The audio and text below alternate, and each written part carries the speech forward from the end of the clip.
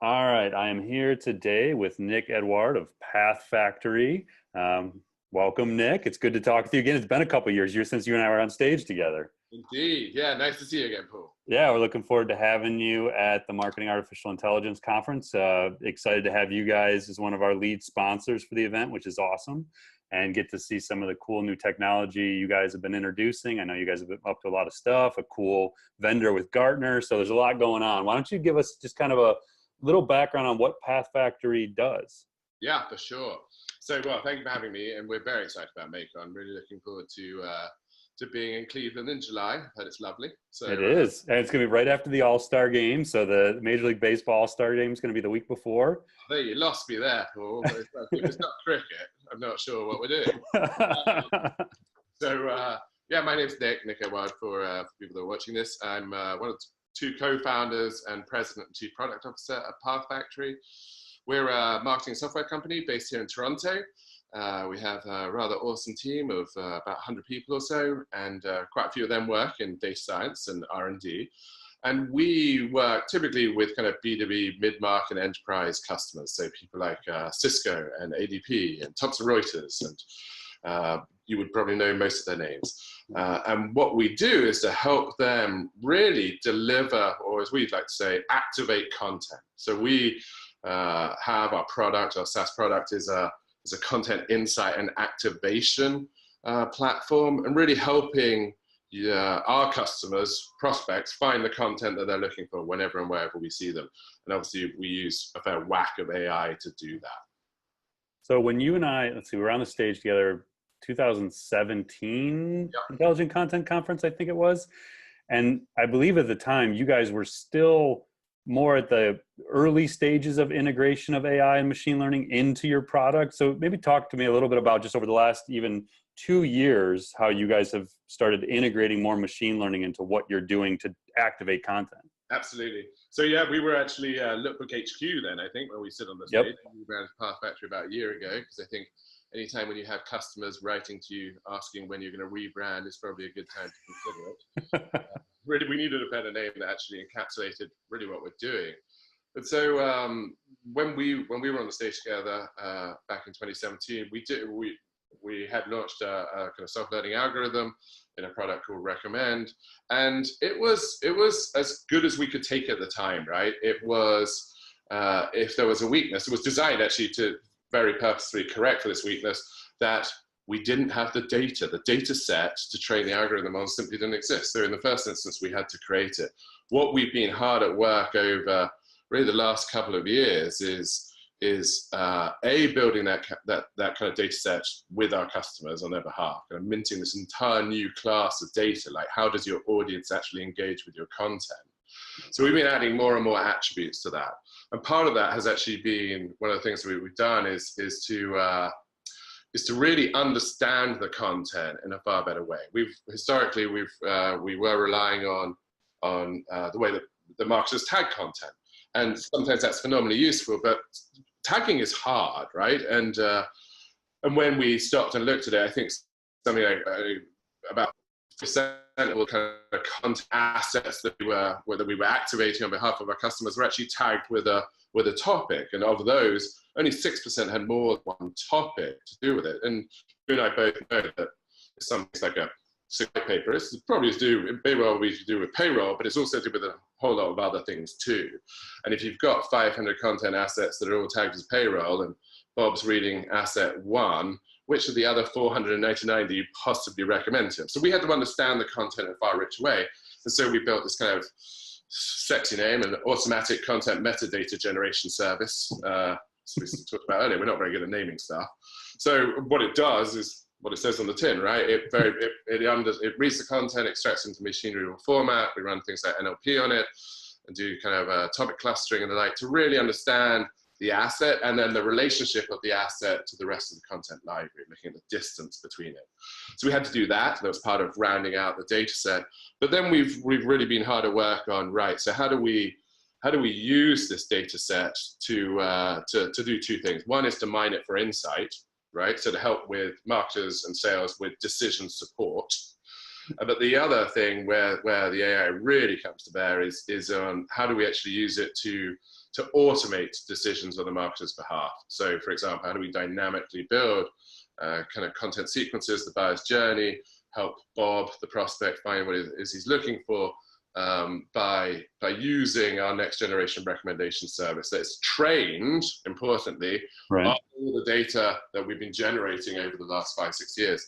So as I said, we could not do this a couple of years ago because data set didn't exist. So we are now in a position to be able to do that, and that's phenomenally exciting. But we had to mint this entire new class of data to be able to do that. And you guys call it, was it content tracks? Is that what you call, where instead of, you know, having individual assets you recommend, it's actually like, okay, they're in this track, and so these 5-6 assets might be the logical thing, and that's where the human can figure that out, or it can let the AI actually determine the track. Yeah, absolutely. You're bang on. We have actually been hard at work on some really kind of blowing up the whole idea of the track in it. Yeah. Right. So how do we announced last week at well, we're in, where are we now? I don't know when people watch this. We're in May, mid-May. Yeah, we're in May. Mid-May at Serious Decision Summit last week. We announced some new, what we're calling buyer enablement capabilities. And I'm going to come back to buyer enablement in a tick because it's really important. Okay. And these actually really kind of blow up the idea actually of a content track even existing until someone shows up to engage with it, right? Mm-hmm. So we might have a starting asset, but what are the things that we need to build around that to give Bob, our prospect, the experience that he's looking for? Yep. And that kind of leads in, so like, just get into your session at MAICON a little bit. So the title is, should AI enable you or the buyers? And so it talks in the description a little bit about B2B marketers thinking about, well, how can we use AI to make things more efficient, drive performance? But your take is more to flip it and say, how can we cater to the B2B buyer who's expecting personalization similar to they have when they're buying in a B2C environment? So just talk to us a little bit about how the B2B buyer is changing in your minds and how marketers need to be adapting to that. That's it. There's so much here. You and I could probably wax lyrical for a good couple of hours here. But one of the things we've been thinking a lot about, to your point, is the B2B buyer, right? Because the wonderful thing about working in B2B is we've all got B2C lives outside of it, outside of our 9 to 5, in theory, if we weren't organizing conferences, for example. Running multiple companies and... Yeah. The experiences that we get in our B2C lives are radically different from the experience we get in our B2B lives. Yeah. And there's never probably been as large a disconnect between the two. I mean, for example, when I came back from Sirius last week and I landed in Toronto, I used Uber to get home. I used Uber Eats to sort some supper because terribly, my wife did not have supper ready for me on the table. Nor does she ever, nor do I expect it. I'm perfectly willing to do my share of the heavy lifting.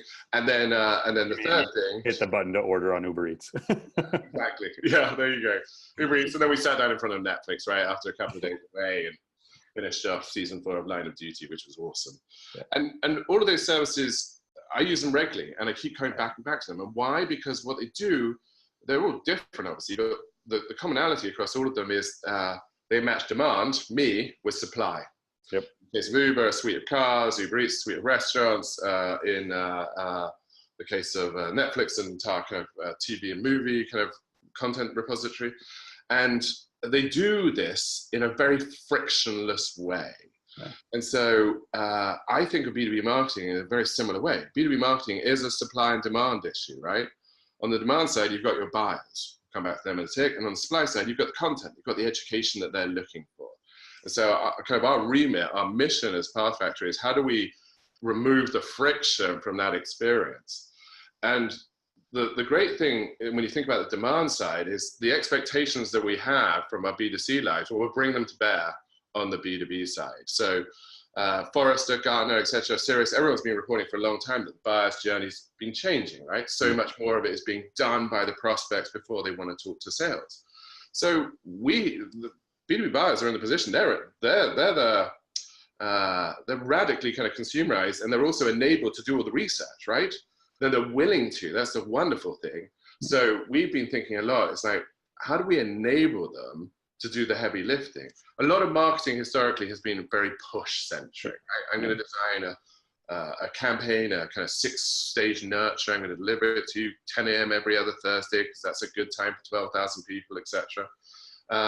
That is, it's almost like over-parenting. It's being a bad parent. Here's the schedule. You work to my schedule. And the reality of it is B2B buyers are happy to pull, but they're happy to do the legwork. So how do we actually enable them and accommodate kind of their natural desire to root out information? 67% of plus of the buyer's journey is all to do with research. The tension in all of this is that B2B buyers they want a relevant experience, but they want to stay anonymous for longer too. And that does create some tension. That's hard. The only way to solve for that is by observing their behavior with the content and responding to it. And hence why we have this kind of content insight and activation platform. Yep. And to your point, like you just, I mean, as a consumer, regardless of what app you're using, you come to expect personalization, simplicity. It's just there when you need it.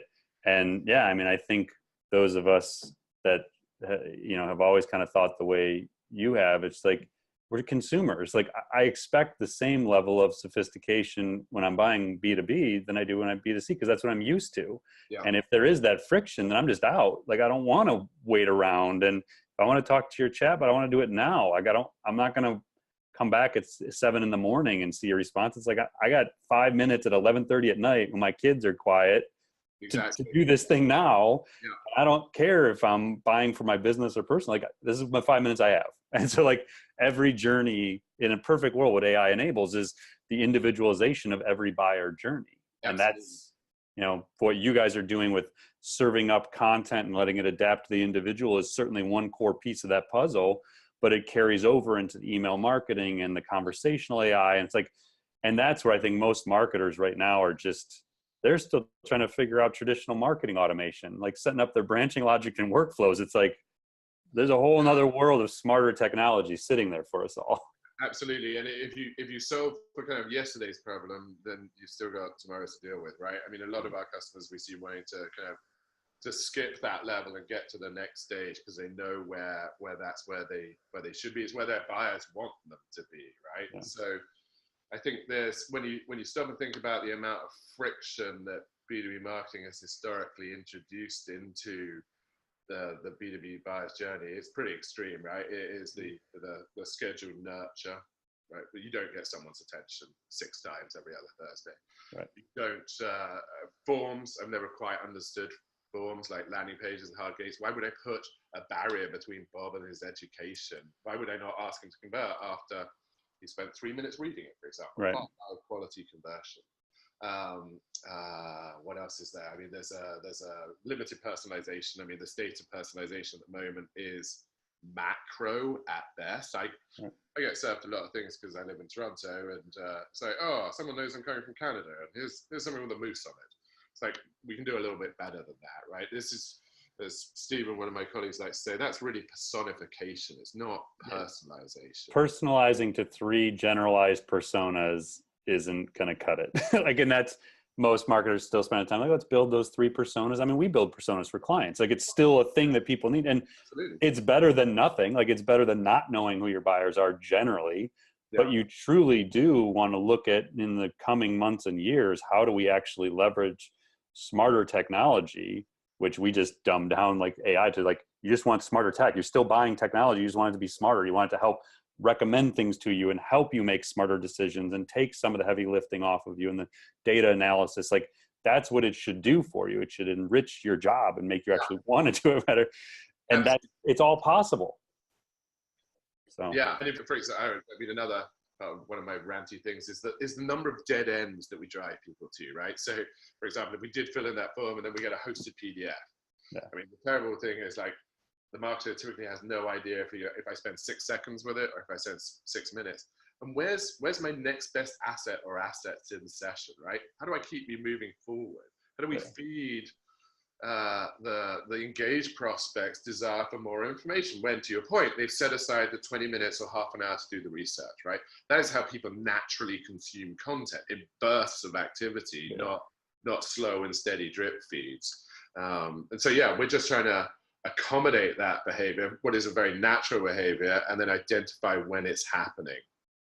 Awesome. Well, Nick, I appreciate you joining us. And again, check out Nick's session, Should AI Enable You or the Buyers, at MAICON, July 17th or 18th. I'm not sure which day your session is, but we'll be there the 17th and 18th. Nick will be there the 17th and 18th. I most certainly will. I'm pretty certain it's the 18th because rather worryingly, ELO, which is one of my guilty pleasures, is playing in Toronto that night. So I've got to figure out how to get out. From Cleveland. I know a guy who has some sway on the agenda if we need to move. So I'll let you know. All right. So how can everybody find you guys? What's the URL we can go to learn more?